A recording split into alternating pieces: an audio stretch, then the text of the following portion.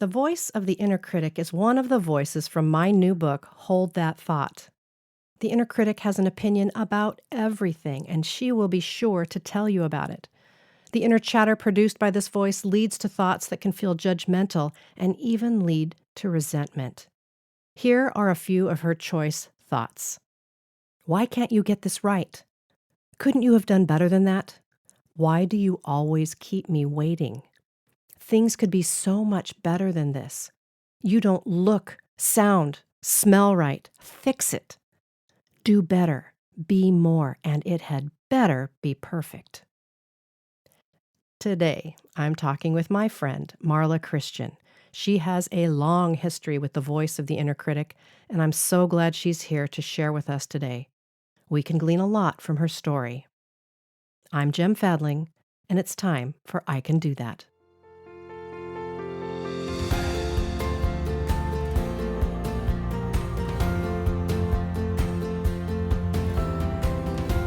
My friend Marla is the CFO of Corporate Benefit Planners, a business-to-consumer insurance agency that delivers web-based insurance information to individuals, families, and small businesses who are in need of insurance information. She also works at an import company in sales. For many years, Marla served as a volunteer high school youth group leader. She's now an active member of 12-step programs, and I'm going to add for good measure that she is a loving and wise friend who has journeyed with me for 13 years. Plus, she's an amazing cook, and we always love to eat dinner in her home with her husband, Tom. Enjoy our conversation. Well, as I mentioned, I have my friend Marla Christian here, and I am so excited to be with her. She wanted me to jump right into the questions so we didn't have to be nervous about anything. And so we're going to do that. Today, we're talking about the inner critic. And Marla, God bless her, is an expert. I think about that, I am, because it's pretty constant. Yeah. Yes. So let's dig right in, Marla, shall we? We're talking about the inner critic. Yes. And so I'm kind of wanting to hear like a before and after. Not that you're in an after and you've solved it all, but you've definitely done a lot of work. So maybe describe the dynamics of your life before you made noticeable progress. What assumptions were you living under, or are there any stories? Well, thank you for your question, and thank you for having me on this podcast. Although my inner critic, I kept thinking, I'm going to take her podcast down. It is going to be the worst. And she stuck with me. I tried to get out of this. I did, but Jem She wouldn't let did. me. She actually did. I did. I did.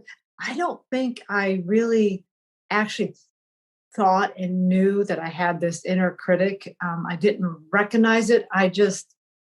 I don't know why it took so many years to finally figure out I had this internal storyline going that it's not good enough, and keep pushing, do your best, do harder.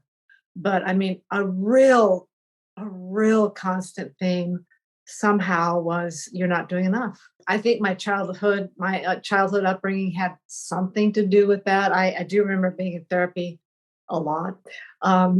And I remember saying, I can't even turn a light switch on without there being just a little suggestion of how to turn that light switch on a little bit better. And I kind of got stuck with that for a long time. I mean, stuck with that narrative in my mind, and it still pops up. But I think before some things started to change, and it did involve hitting a real low bottom. Part of it really worked for me because I did keep the perfectionist thing came up. I did keep pushing and trying, and and it was hard on others around me. And I Yes. didn't realize that either. It kind of showed itself in being really controlling, and of course, I thought it was fine because I really did have this ideal that I was shooting for, and I knew it. Others obviously did not know it, and so I was constantly pushing for that. So it made my life kind of hard, and then it really did affect my loved ones. Just that whole attitude, being an inner critic and being somebody who constantly pushes because there's a better way to do it. There's an ideal way. There's a perfectionistic. There's a perfect way. In my mind, That's good, right? It's a good thing. And so, I just was completely blind to that. I literally remember I used to serve in a high school ministry, and we were at a summer camp. And there was a speaker, all the high school kids were together. There was a speaker, and I don't remember what he was saying, but I do remember I asked the question about, well, what about that verse that says, be ye perfect is it be ye perfect like Christ is perfect? I asked that question about, well, what about that? Like, aren't we supposed to strive for that? No, I think you've painted a really interesting picture there, Marla, because there's an insidious aspect to this in that the inner critic sounds like good news, like we could be perfect. We could be doing this better. There's an excellence tone to it. Right, And right. yet, and what you're saying and what you're describing though is that becomes a little pinched, and then other people they don't feel the goodness. They feel the judgment or the Right. critique or whatever. Is Right. that what I'm hearing? Absolutely, they do. It's never quite good enough, not only for me, but pushing others, pushing my loved ones. Yeah. There's just a little bit of a better way. And who knew that people don't like to be criticized? I didn't. I know, Because to you it was good news. Like we're all improving ourselves, right? That's right. Yeah, yeah. There is a better way, and I have it. And the inner critic, that is the mantra of the inner critic, isn't it? There's a better way, and I know Yes. what it is. Let me Yeah. tell you. Yeah. Can't we all just do this right the first time? Yeah, and that does come up. I belong to a group where I get to hear people's stories, and like there's a person that shares in the beginning, and there's a format to be done. And I remember sometime, I don't know, a couple of years ago, I remember thinking, she's not doing it according to the format. Can't we just do this right the first time? I thought, and I recognized, Wow. oh my gosh, I'm doing that. And so I fast forward a little bit, but that is a little bit different today because I catch myself in that. And I'm trying to learn how to laugh at myself about that. I think so. That's Yes. a huge, helpful statement for me, Marla.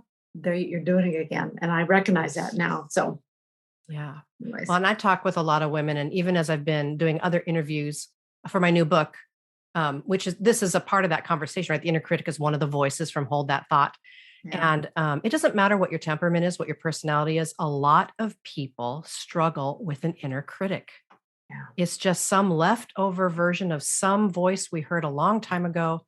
And then it gets wrapped up in all of our, dysfunction and our traumas. And then inside is this, do it right, do it better, do more. It's not Right. good enough, whatever version we have. Mhm. Well, I'm wondering, with all of this being said so far, we're still at the beginning of the conversation about the inner critic. I'm wondering, how did you begin to move from this unconscious, I think this is good, why doesn't anybody else, to a more conscious, view of yourself and what was going on? How did you move from unconscious to conscious?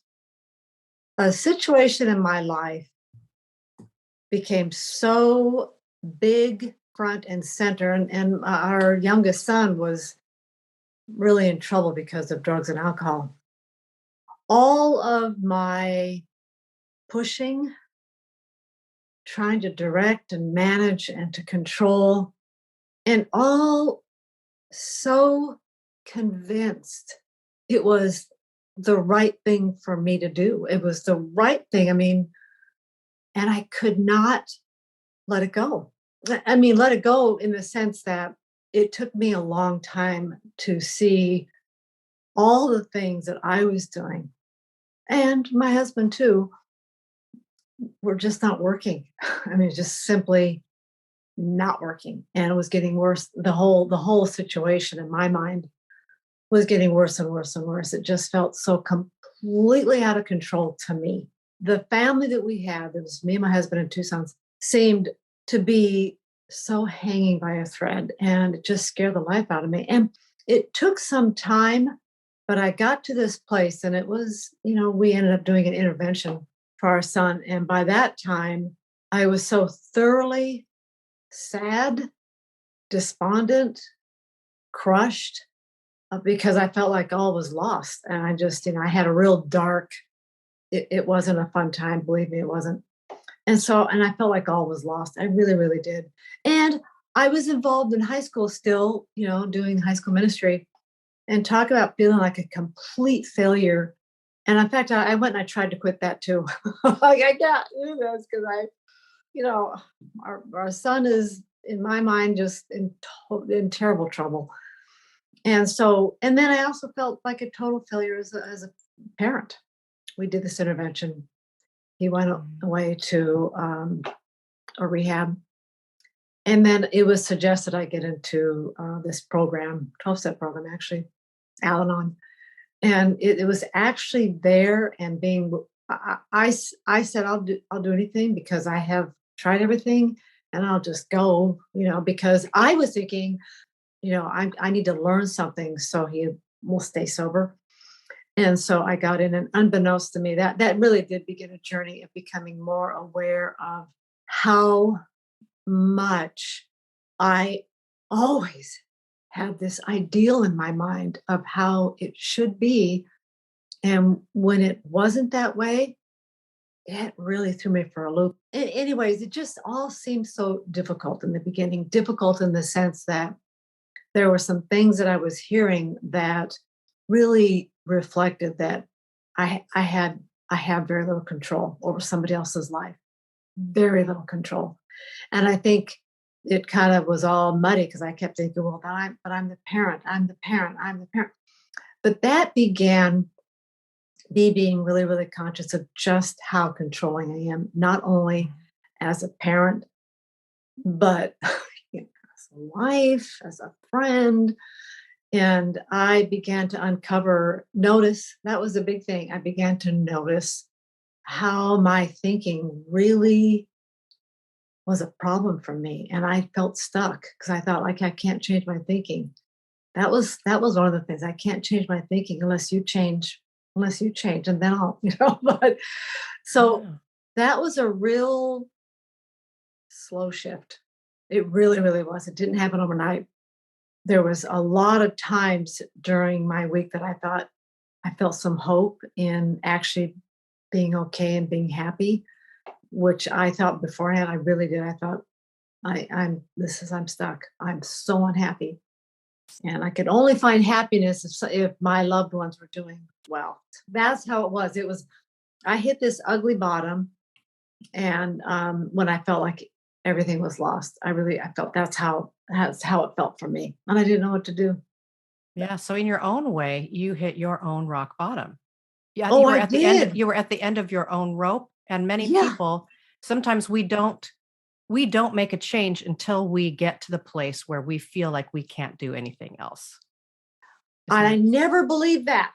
I mean, I remember hearing that when I was like 19 and 20, and I thought, and I remember he was talking about, no, most people don't change unless something really hard happens or they hit a bottom.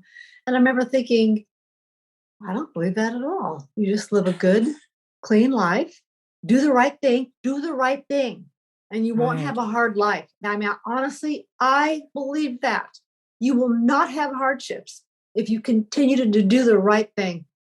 Oh my goodness. Well, Yeah. well, yeah, you were 20 years old. That's very young. I know, That's I know, very young. Not I enough know. life I lived mean, yet. I get it.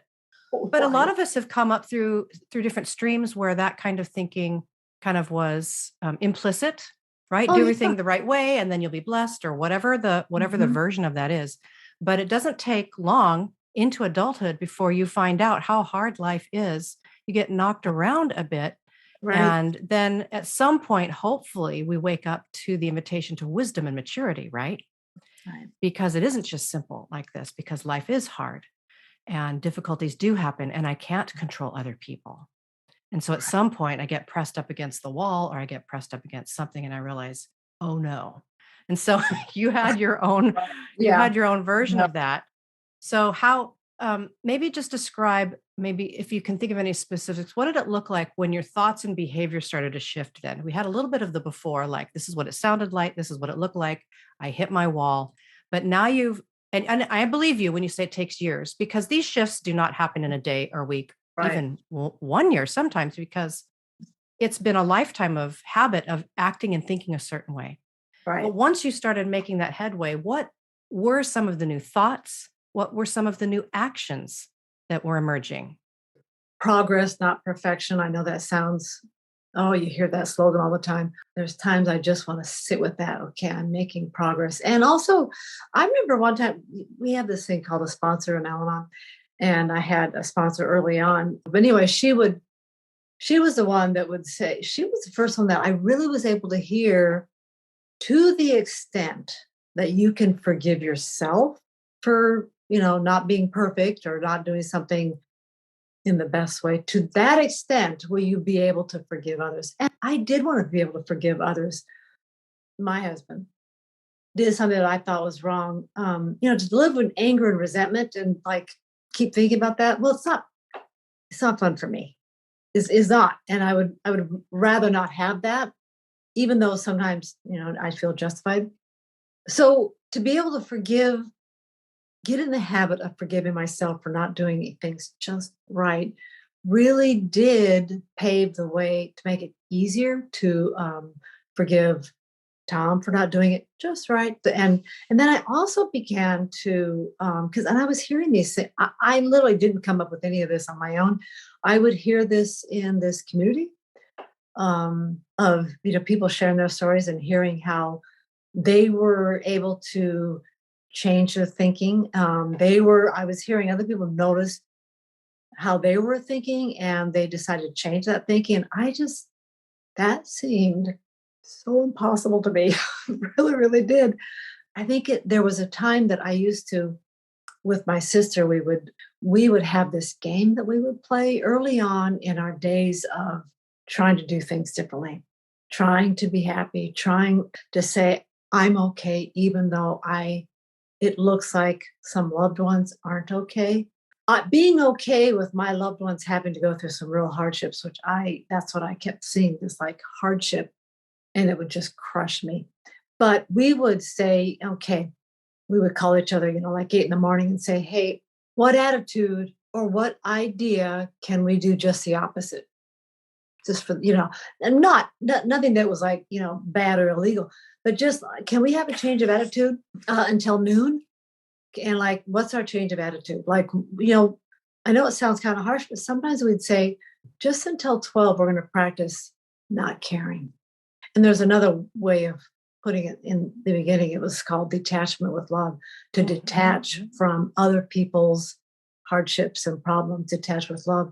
And in the beginning, I had to say, I don't care, I don't care, I don't care. And so it's just practice.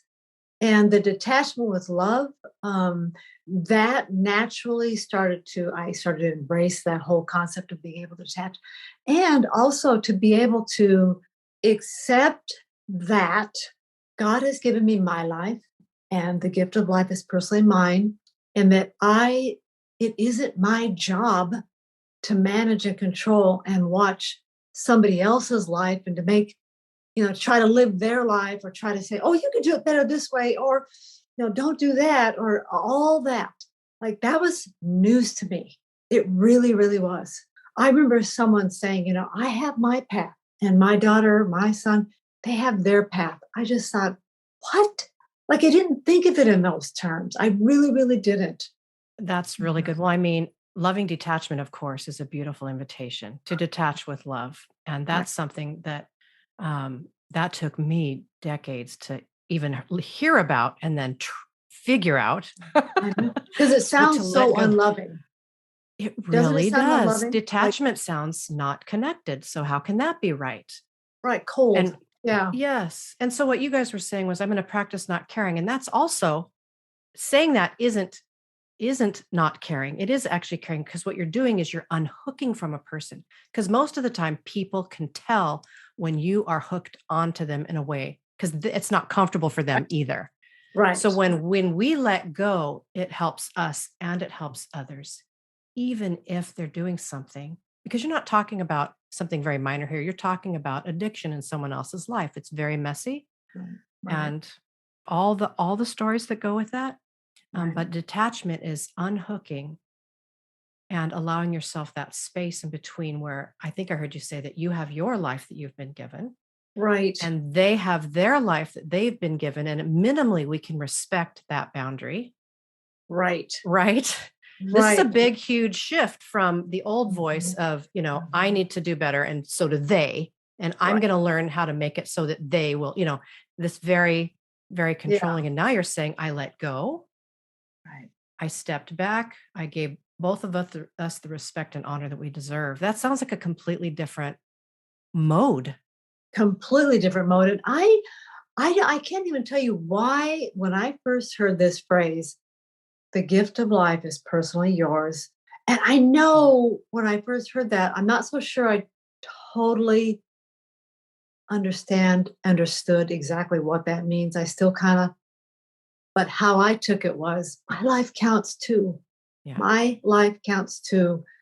Can I be happy even when I see things around me and loved ones around me that I think we're not making the best choices? And I'll tell you, even that, Jim, that started to shift. And I began to think, maybe I don't know what's the best thing for them. Maybe I don't know what they have to go through to get to that place where they think, I want to try something different. That was revolutionary and that was so helpful. Maybe I don't know. Oh, I can't see yes. what's going to happen tomorrow. I don't know. And also to be able to trust that God is present with them too, and my loved ones, and Yeah. with me too, and guiding me. Can I trust that? That's a big one. Big one. For the inner critic to say, maybe I don't know. Whoa. I know. I know. I know. I know. Someone said, why don't you try saying you may be right? The first person I tried that on is with Tom, my husband. And it was really hard for me because I thought, you know what? He's not right. I'm right.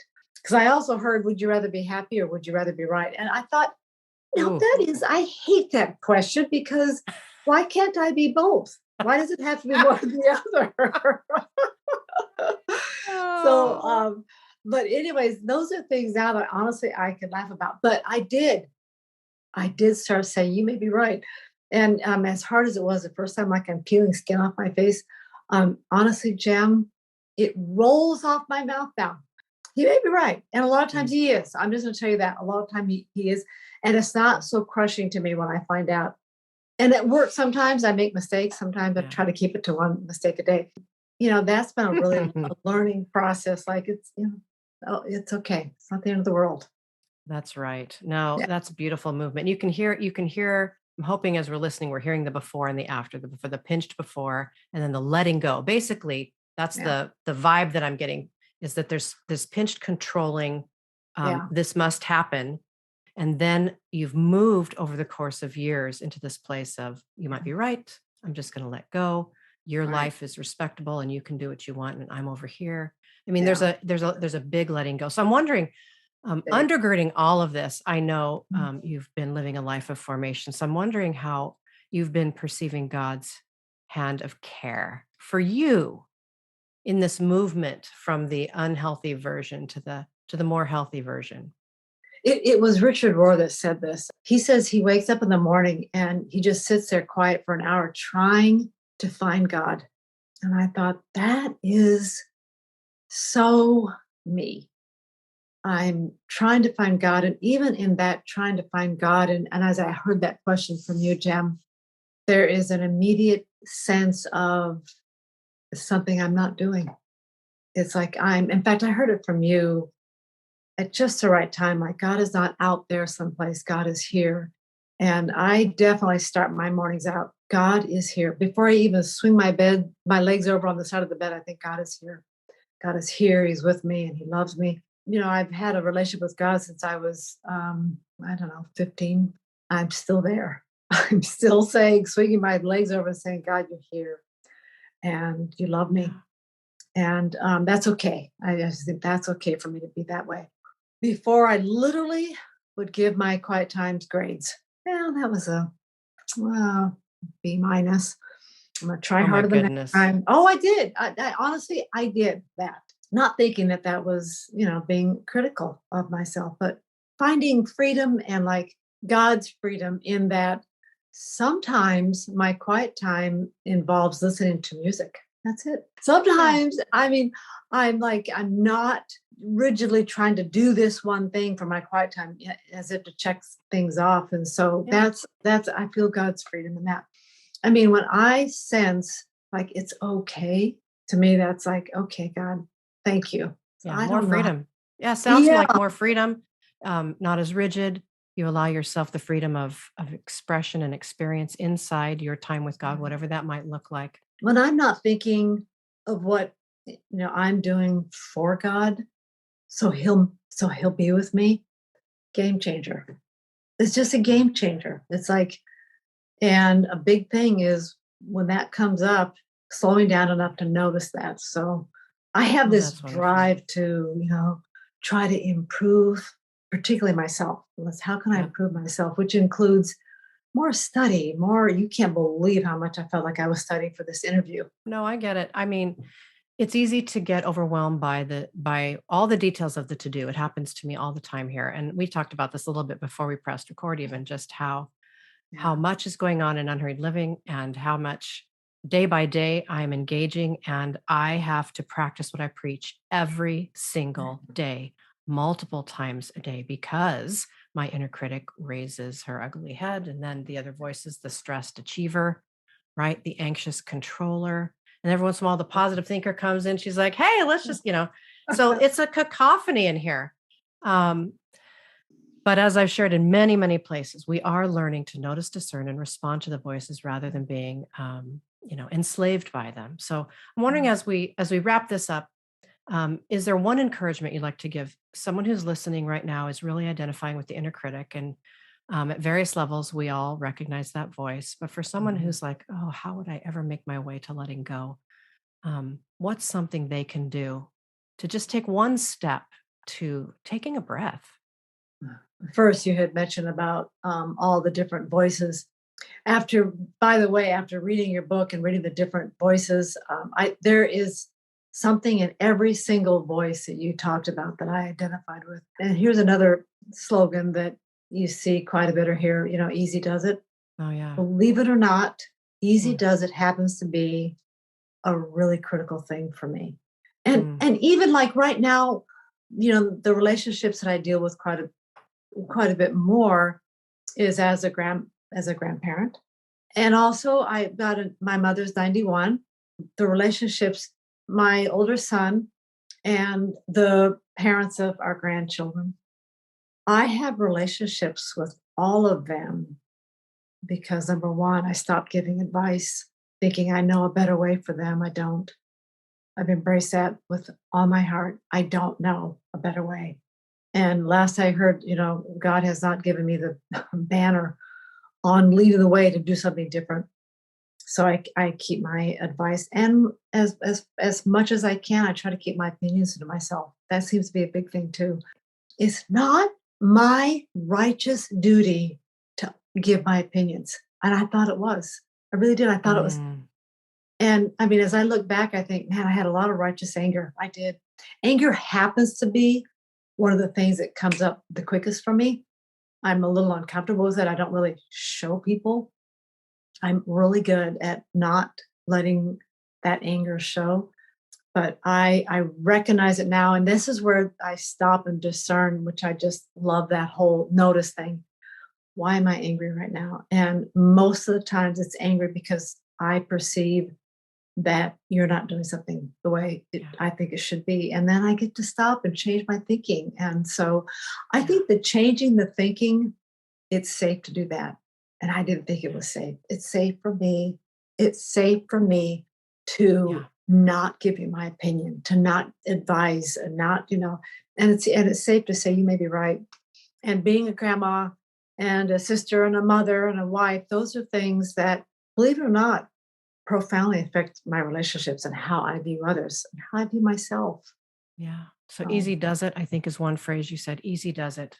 easy And does. I don't always have to give my opinion. I I like don't. those too. Yeah, those are great. Yeah. And did someone said, well, did they? I mean, I'm telling my sob story to somebody, and she said, well, did they ask you for your advice? No. Like, okay, I don't have to give it. Not very often, but even someone will say, hey, what's your advice on this? You know what? I don't really have any advice on that. Like, that's Yeah. okay to say too. So Yes. Oh, well, Marla, thank you so much for being so brave to share your own inner critic and all of her lovely, unhelpful advice that you're so diligently as you work your formation over the course of your life, all the ways in which God has worked in you to move through that and to move to a more helpful way. A beautiful process of letting go, yeah, that's what it is. easing up. And so thank you so much for You're sharing welcome. with Thank all of you. our listeners. You're just a blessing. Thank you, Jim. I love you and I believe in what you're doing. And thank you. Well, here's your I can do that for this week, of course. Take a moment to ponder. What is one of the most defeating thoughts the voice of the inner critic throws your way? Based on what you heard today from Marla, how would you like to respond? Remember, you're making your way forward one small, simple, and gracious step at a time. The voice of the inner critic is just one of the unhelpful voices I share in my book, Hold That Thought. Get your copy today and learn how to notice, discern, and respond your way to greater wholeness. You can purchase it wherever fine books are sold.